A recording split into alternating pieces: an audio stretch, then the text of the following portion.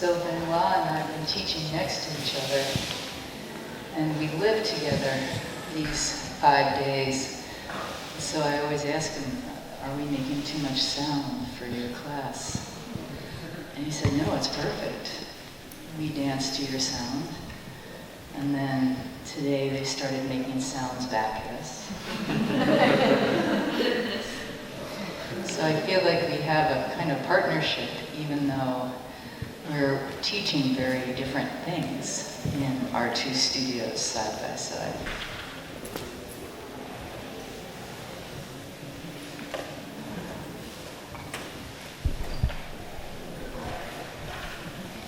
We're also the same age.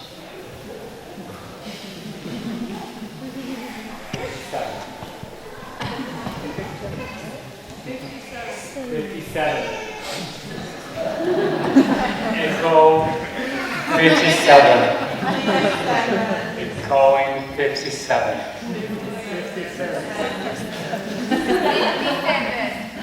That's why we're here to get the history talk.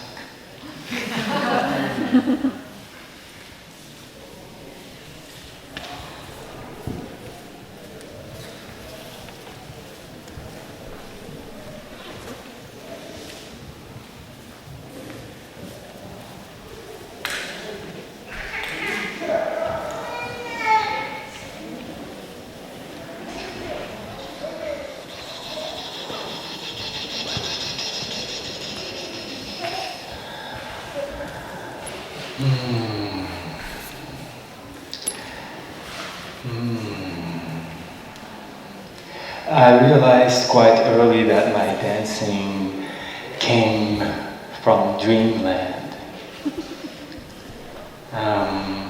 from visitations.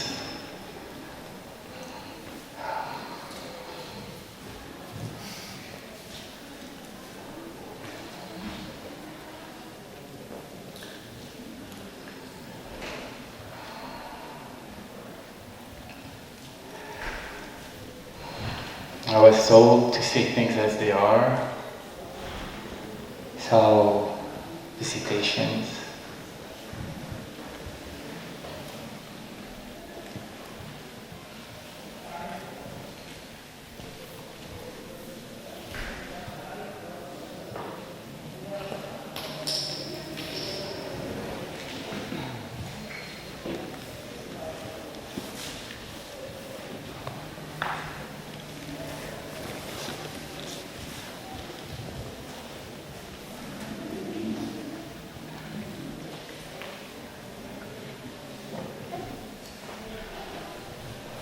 Thousands, 20,000, 30,000 years of dance on the big turtle. The history of dance of the big turtle is not necessarily written. It is everywhere. And it has crossed all my body many, many times as I was born and as I grew in the belly of my mother.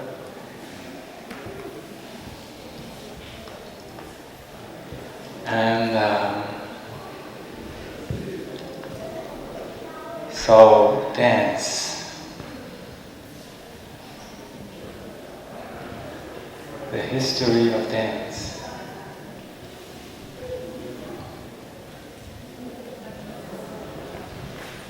Traces of presence in the air, traces of presence in the earth.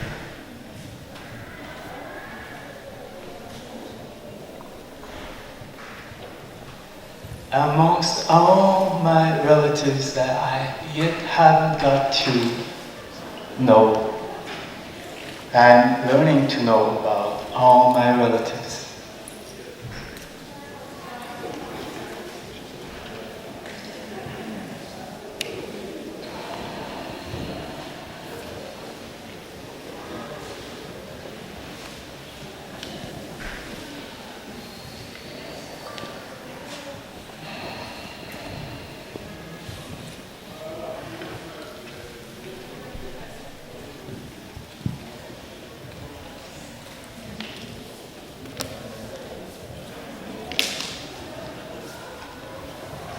this is a difficult topic, and it is difficult to speak about this, and perhaps I shouldn't speak about this anymore, but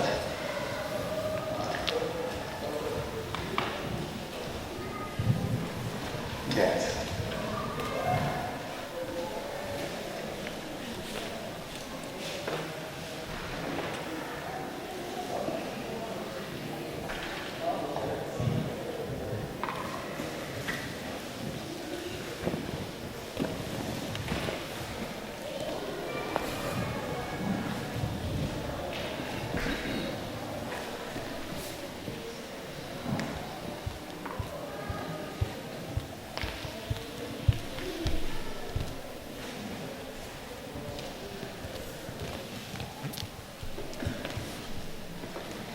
Benoît has been thinking about ancestors and magic. And I remember the first time I saw him dance. It was magic. But now I'm going to talk about a different kind of ancestor while he connects with his ancestors. I'm going to talk about some contact ancestors, because teaching at Oberlin College, I think about the history of contact quite literally as well as metaphorically. I would consider myself a second generation contactor. I learned from Steve Paxton and Nancy Stark-Smith and Danny Lepkoff and Ray Chung and Andrew Harwood and Kirsty Simpson. And I positioned myself in that history.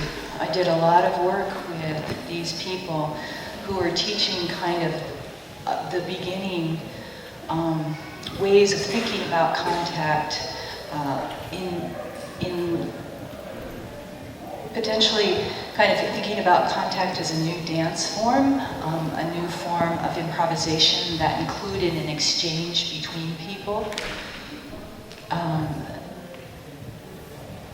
Then, because I was coming out of a different formation, I was a dancer, but I was also working with a lot of feminist theory and queer theory, so I started thinking about the meaning of bodies.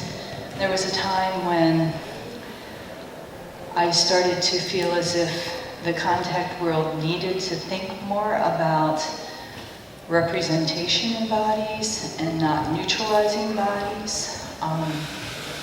At the same time, I feel as if I do really recognize the roots, because I am teaching at Oberlin, and Oberlin was where Steve made magnesium in 1972. And my students, I try to encourage them to think about and feel that history. It's in the exact same place where I teach my classes, or the same place where he made that dance. And so I'd like to share with you, I ask my students a lot to write about their experience. And the book that Peter had, that's in one of the books in the library, is a collection of material, not just from my students, but from other students as well. But I'm going to ask one of them to just read a little piece that I think is very much about ancestors and magic. This is Charlotte Andrews, and she's a student at Oberlin College right now. This is written by Nick Thompson in the book Ann mentioned. As we lay on our backs on the floor, Ann said she feels that the experience of each dance coats the floors and the walls of Warner, Maine. I felt for the first time how loaded that room is. I thought about how magnesium was performed on the floor beneath me. I thought of the injuries and the joy of all the other contact classes that experience the same expansion that I felt this semester. I envision Warner Main as an ancient wooden cup or grail that is only used during its specific ritual and ceremony of dance. We are, and they have been, the wine or the nectar that swirls in the cup, and after it is emptied, its essence and flavor remains, shaded into the grain of the wood so that it can never be washed away.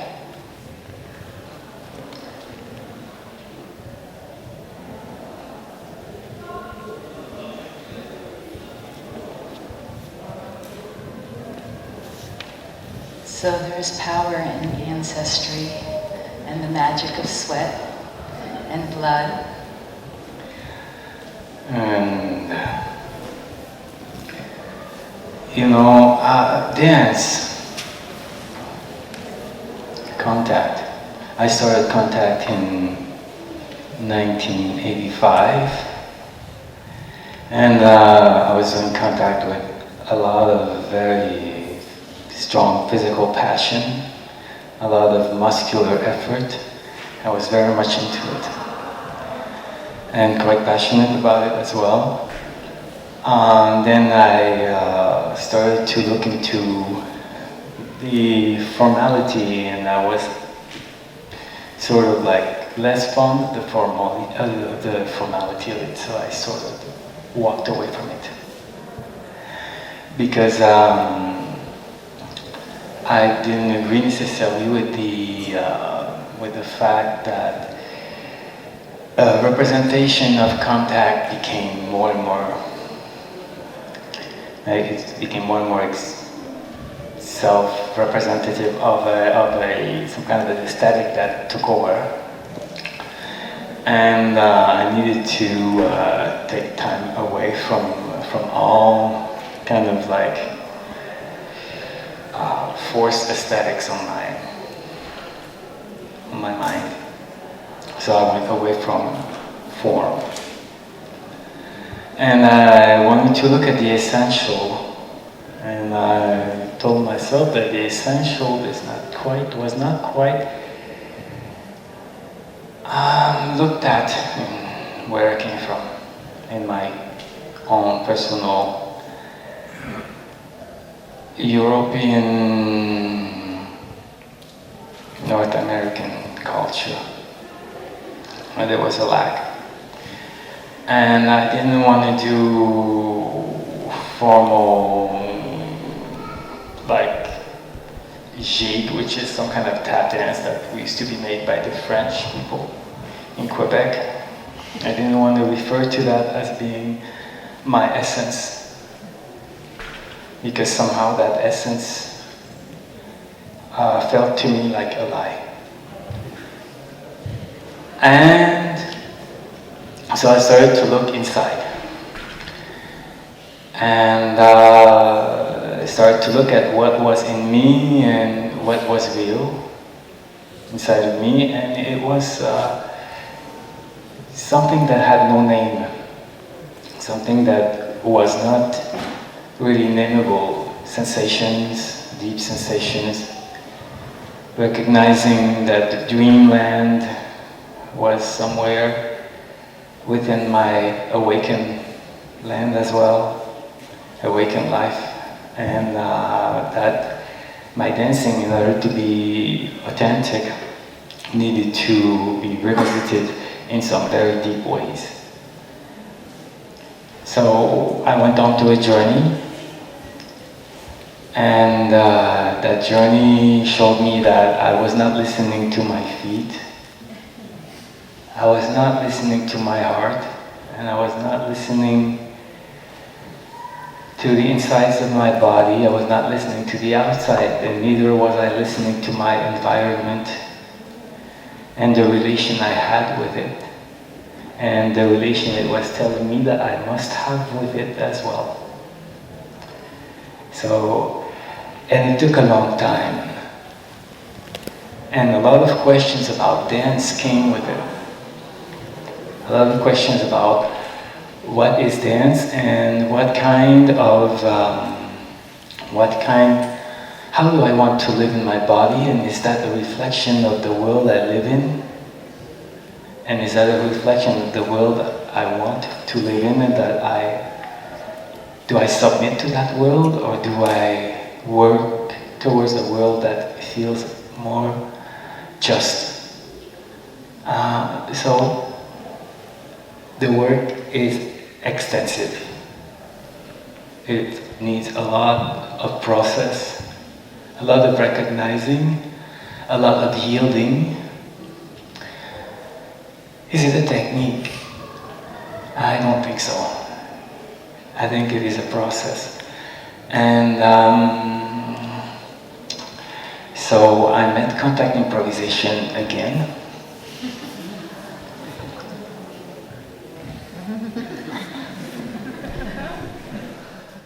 Had never taken a dance class before in my entire life. And I started dancing in college, but they wanted to put me in skirts and make me point my toes.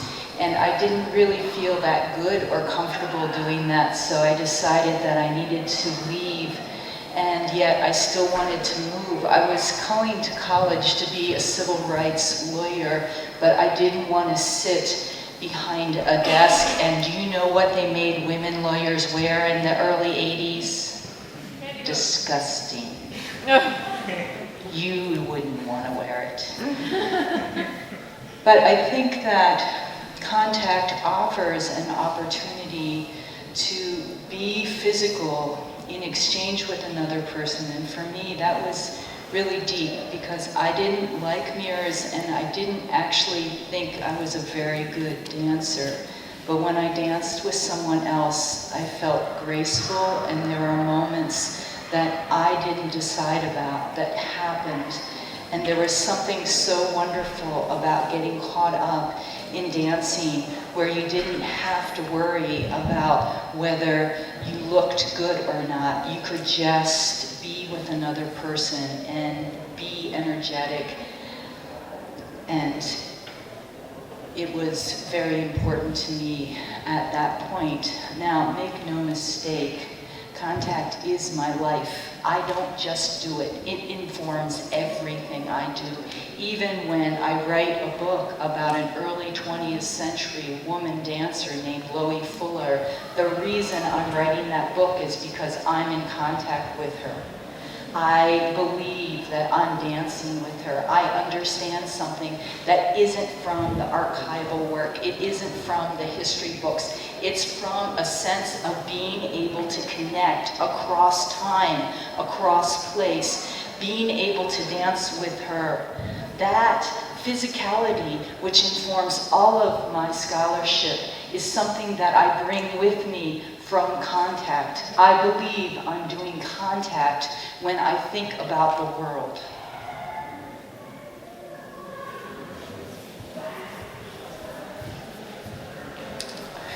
In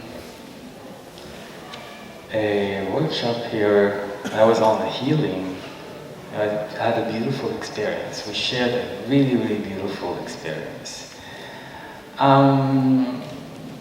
I called on all my siblings.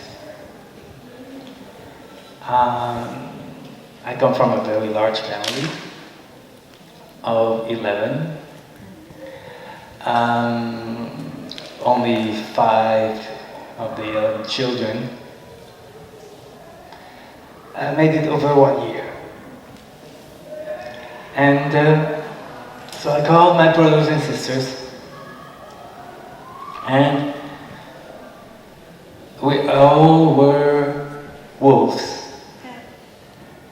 And we all danced together in a very short amount of time of 12 minutes.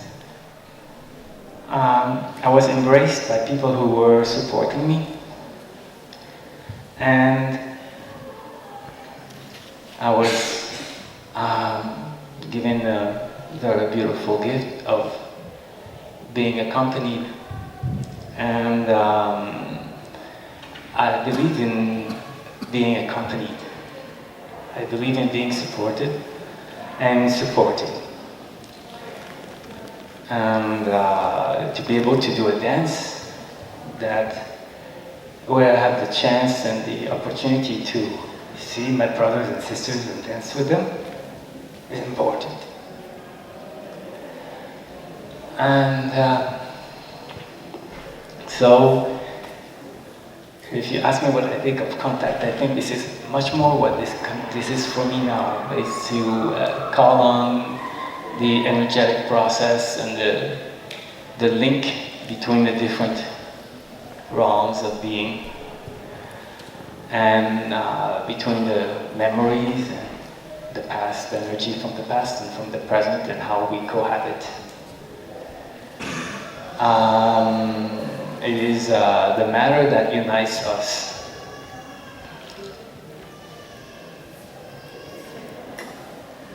So we all find our different ways to receive support from contact, from the form, and we're all responsible for making sure that we expand the form, that we don't ever just let it be what it was, but we keep thinking towards the future.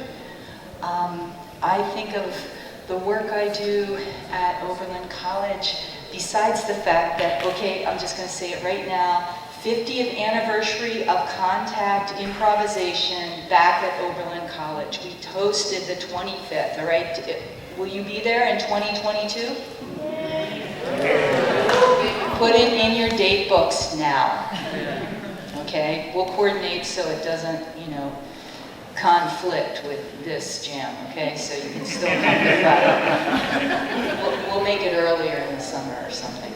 But anyway, I think that one of the things that's most precious to me about contact improvisation as a form is that it continues to evolve to support many, many different kinds of communities and many, many different populations.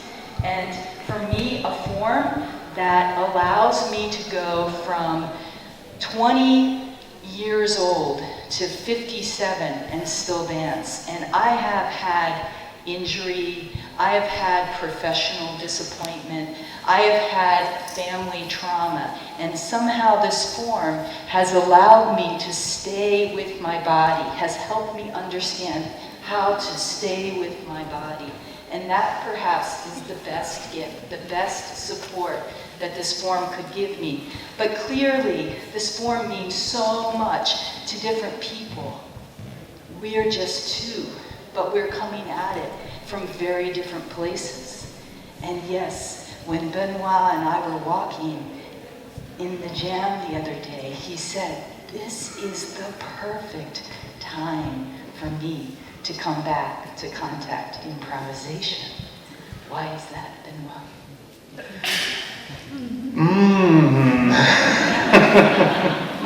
Because I feel free.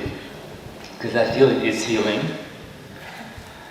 Because I feel it is a community thing and that people exist in equal terms in the place and live together and dance together, and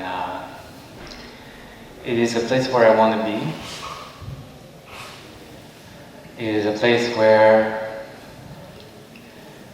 energy circulates and where I can live freely in my body, in that energy, with it. Weight.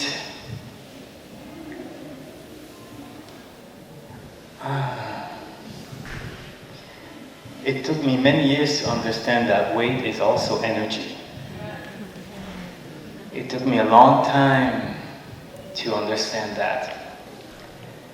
And by understanding that weight is energy, I started to perceive that relation is also energy. And relating and feeling, sensing. And so here I meet a lot of sensing, circulating energy, and that's like just fabulous. You know, I don't have many words to do it other than to dance it. So, and Yeah, so what I've been teaching is somatic work. And teaching of somatic work also includes sensing the people I'm dancing with and sensing what's happening in the room and how it influences me, and to be with it, and to realize that I'm quite young at it. And I have a lot to learn. So, and each time I teach, I learn again.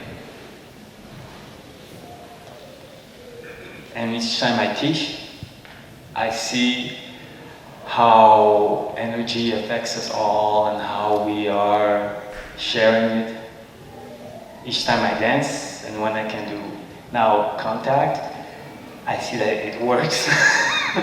I see that it crosses my body, it crosses my body, it crosses my body, it crosses everything.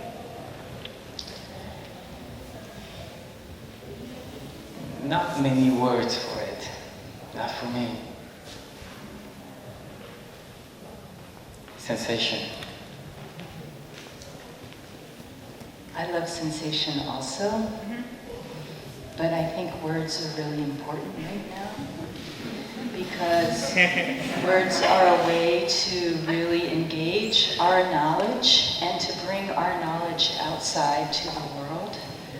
I feel as if we sometimes are a little content to stay in sensation, to stay in this place, to stay in our community. And I really believe that contact gives us the materials and the tools to understand things about this world right now that we need to harness. So this year I took a leave without pay. I could do that because my kids are both graduated from college now. And I spent the year teaching workshops all over the world, Korea, Greece, Germany, America, various other places, and I've been writing a book. The book is called, well, I did call it Gravity Matters, Finding Ground in an Unstable World, but I think that my editor now wants me to cut the matters and find another, but it'll be about gravity, and the subtitle is still the same, Finding Ground in an Unstable World, because we have the knowledge that so many people need. The chapters are meditations on different stages of a fall. So they go falling, disorientation, suspension, gravity, resilience, connection. And I wanted to really tried to create language around this inevitable, language around sensation, language around things that we kind of know and we exchange and we believe in, but we haven't actually started to bring, or we have, but I want to take that further and bring that knowledge out into a discussion with other kinds of questions in the world. Like in America right now, one of the big questions is how do you find connection across difference? Political difference, racial difference, differences of sexuality and ability. How do you find connection across that? I think contact can help us figure that out. And I want to see if I can use my knowledge in my body and translate it with language so that it speaks to what's happening in the world right now. That's my project this year. Frankly, it's been slightly exhausting, and part of it is because it's very much tied up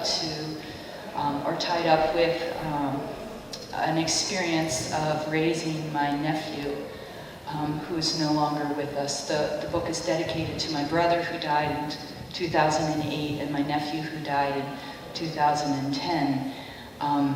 It's pretty exhausting. I'm happy to say that my next book is going to be on Simone Forti, called Simone Forti, Improvising a Life. And a student of mine recently said, you keep talking about the Simone Forti book. I think you want to write it because she's a role model for you. She is. She's still performing in her 80s. And she's had an entire renaissance of her career after she was 78. That's not bad, huh? That's pretty good. So like, watch out, because 20 years from now, I'll be back here.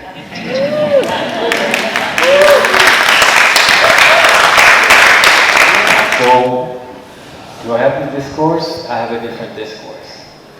And architectures, energy architectures, flow. It is not something that is palpable in words. It is something that is palpable in sensation, in space. I wish I could put words to it, but I think that the magic doesn't go with words so well. And I think it needs to have its own life. It doesn't mean that words are no good. Words are amazing. And they are necessary. They are brilliant, eloquent. Energy is powerful. It is amazingly transformative. It is resilient. It is healing.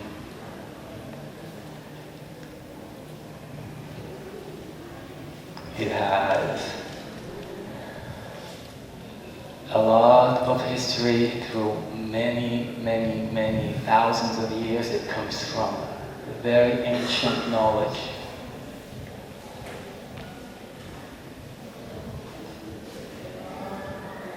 Opening energy opens my knowledge to my ancestors, to all my ancestors. What I do not know is dancing with me when I allow the energy to circulate.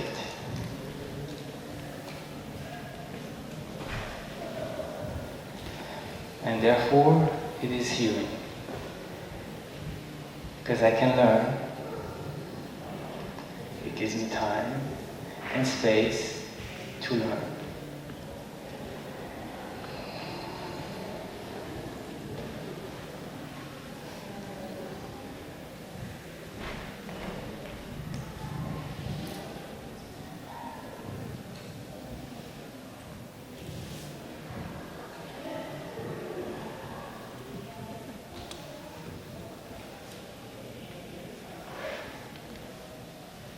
Now we'll take questions from now. I thought it could be questions or statements. The question could be open, but also they don't necessarily need to be answered. So the cable is quite long. Any statements, any observations, sensations that wants to be shared.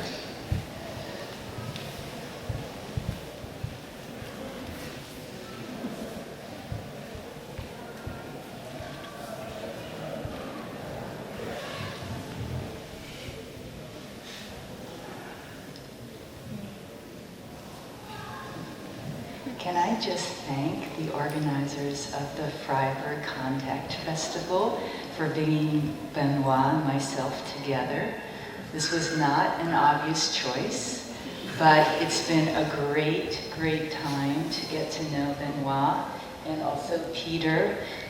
As we've had maybe 5 discussions for this one talk, and it's been fabulous. So thank you, Peter, and also thank you for the festival organizers, because it's just been amazing to be here, and I love it.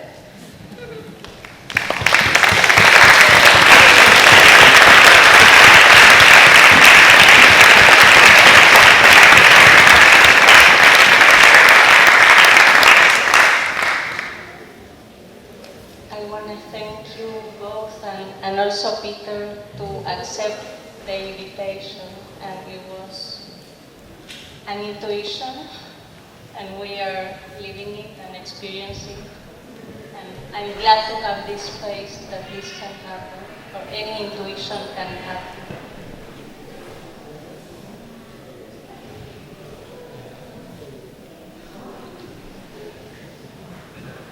there are no questions, no comments.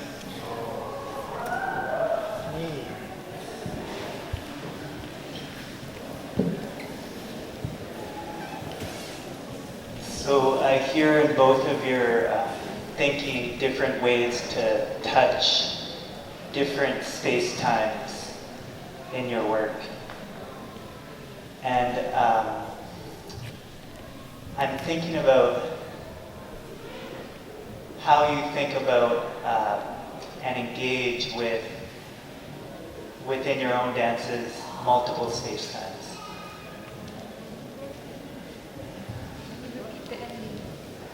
How you engage with and touch and are made different by multiple space-times in your own practices.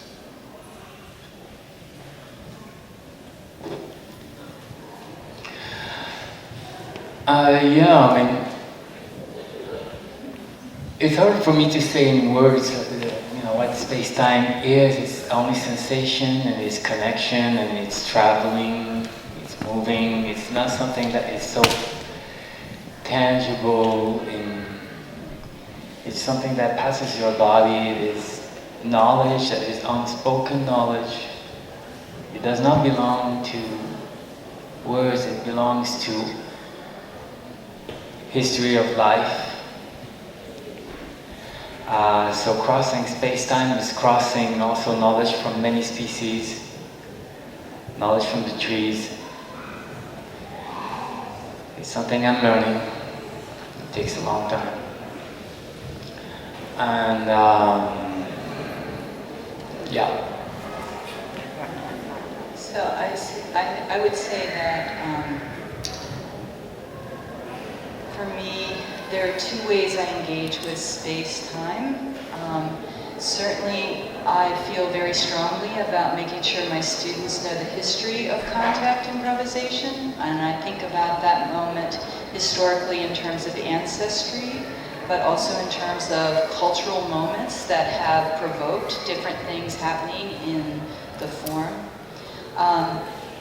I also am really interested in where the form can go in the future, and creating dialogue and discussion through places like this, through writing for CQ, through writing books. But I guess I also, like tomorrow I'm doing a score that I call the Lament Lullaby score in my class, and that is a score that takes a very long time. It has a lot of sound, and it's about crossing over into liminal places, into transitions of in-between times.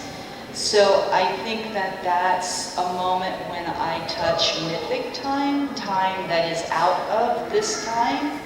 And I do that, I would say, probably much less frequently than Benoît does.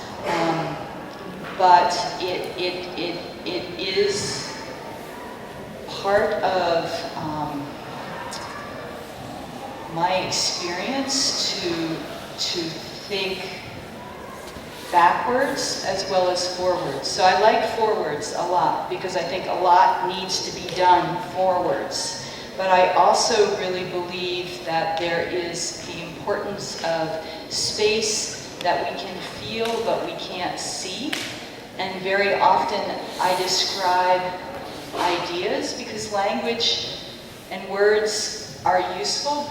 They're not an end in themselves, but they help us get material from one body to another. So I oftentimes think of ideas as kind of coming up my spine, and I can feel them. It's like I can feel someone behind me, I can feel them, but I can't quite articulate them and I can't quite see them, and then they start to travel here. So when I'm writing, there are moments where I feel as if I'm touching other kinds of knowledges that aren't epistemological, and that's something of the magic of not being able to know what's going to happen what you're going to say,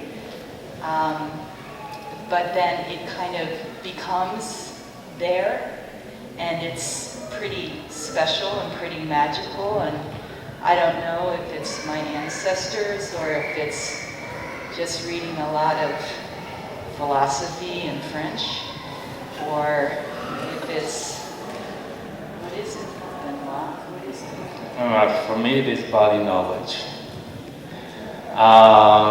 It is opening the sides of my neck as if I had gills, and allowing those gills to sort of shine, to extend the knowledge of my identity to something else that is within me, to open the back of my head so I can touch, and I can kiss with the energy, say hello,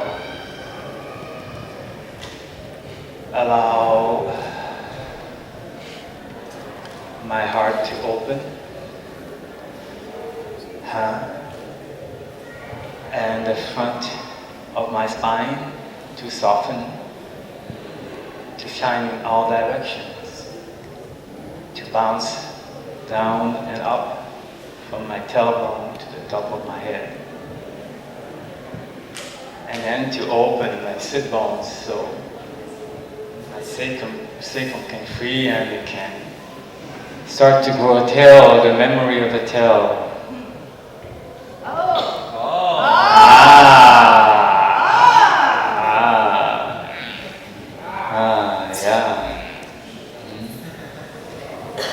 And what that tail can do is quite phenomenal. Yeah, so there was a time when we were all dinosaurs.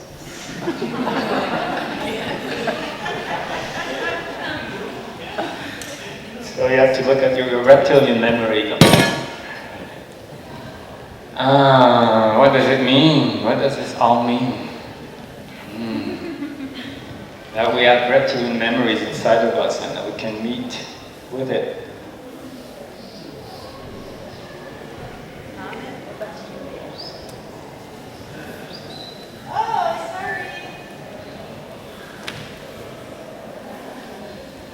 So thank you both for your movement and for your words.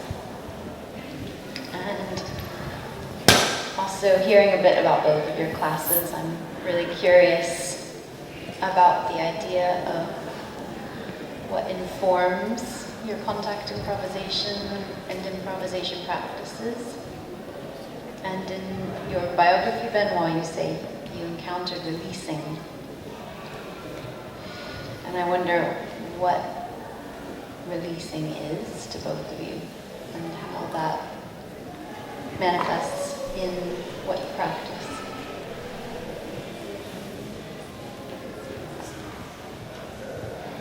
I started somatics with Nita Little, who passed away 3 years ago.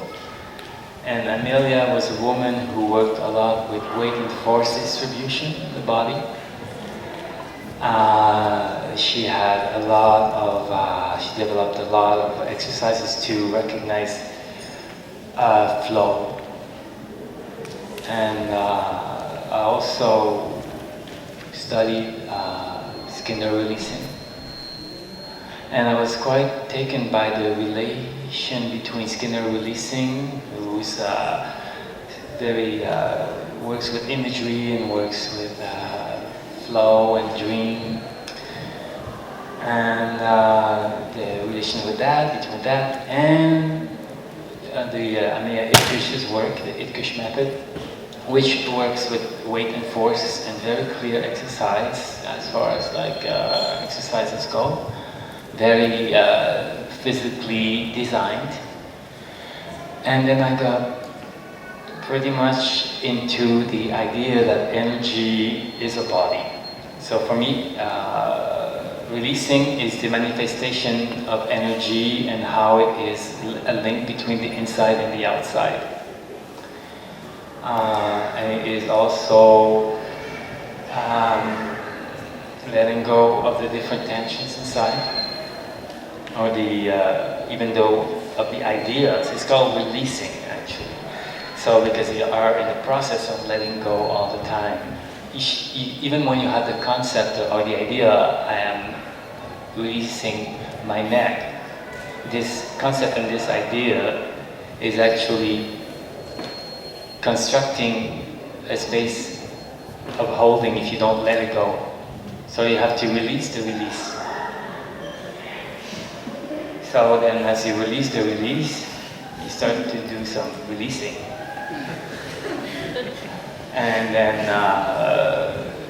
And then you see that it is exponential. So each time that you release something, something else appears. You want to hold on to it, but if you hold on to it, it becomes something that creates more rigidity. So you have to let go of it. You have to release it. That's what releasing is for me.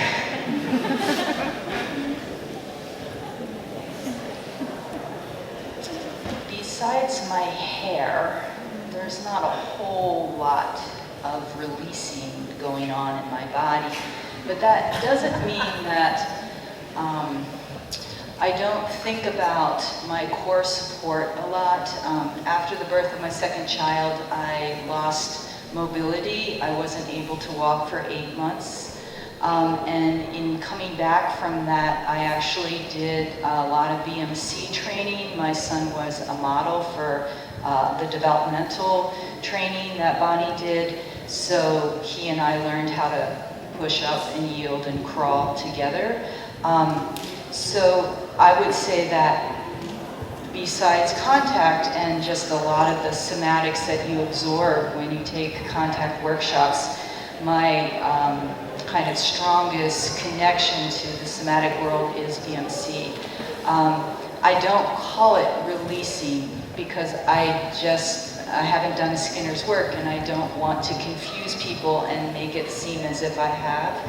But I appreciate BMC because it allows me to connect to lots of different energies. There are all kinds of systems in the body that we don't always think about or articulate, and BMC has given me some language and some ways to think about that.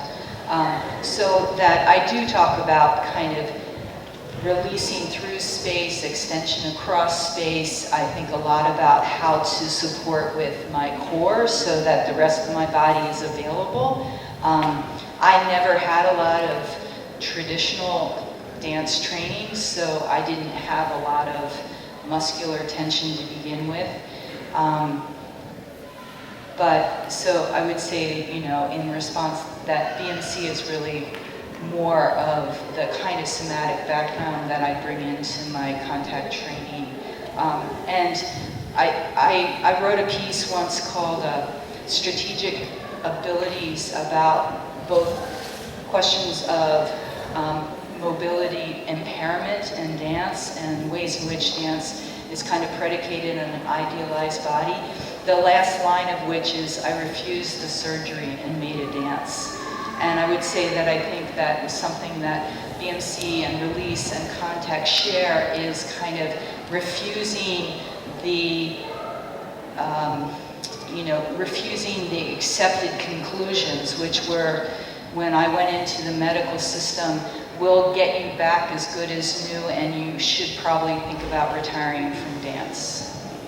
So I would imagine that idea of like, no, it's not, this is what your problem is, this is how we're going to pattern it and find a solution, but that working with yourself and into the unknown to say, you'll find something, and it may not be a solution the way we think about solutions, but it will be a way to get to know your body.